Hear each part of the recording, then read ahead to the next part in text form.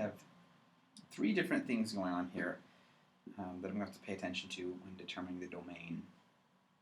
I've got a square root, and when you have a square root, that thing, the input of the square root, has to be greater than or equal to 0.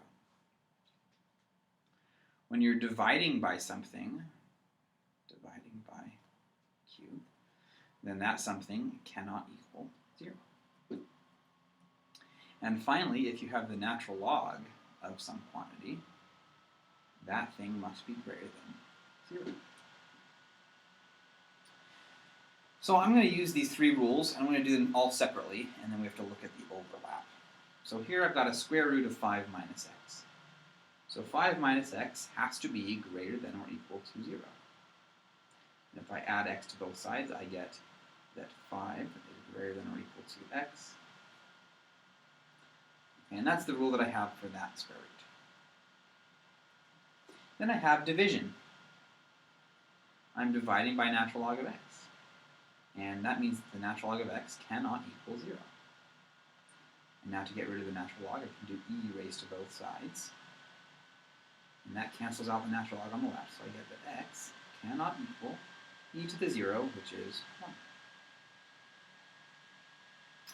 1. And finally, I'm dividing by natural log of x. I have the natural log of x. And when you have natural log of something, that something has to be greater than 0. So x must be greater than 0. All right, now I'm going to look for the overlap of these three things. So I'm going to look at, we'll look at a number line. And first I've got x has to be greater than less than or equal to 5. So I'm going to look over at 5. Here's 5. And x has to be less than or equal to that. So I have it equals, so it's filled in, and then I can move to the left, okay, as far as I want for that rule. So then I have that x cannot equal 1. So I go to 1, there's my 1, and that has to be an empty hole. Okay, but it could be anything else. So I'll extend to the right and extend to the left.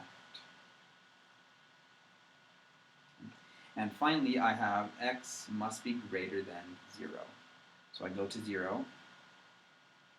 It cannot equal 0, so that's filled in, again, empty.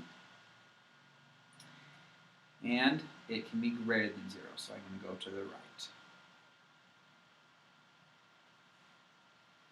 All right, those are my three rules that must be true. So I have to pick the overlap of these three things. So starting from the left, I move, and I don't have any green here, so I can't include that.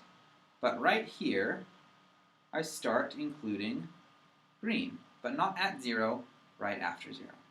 So I have an empty hole there at 0. And then from there all the way till 1, I've got all three colors. But at 1, I lose my red, so I have a hole there.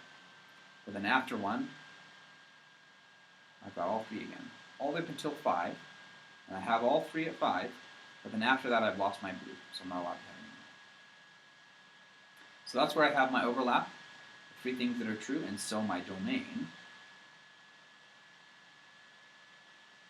is from 0 to 1, neither 1 included, and then union from 1 to 5, and 5 is included.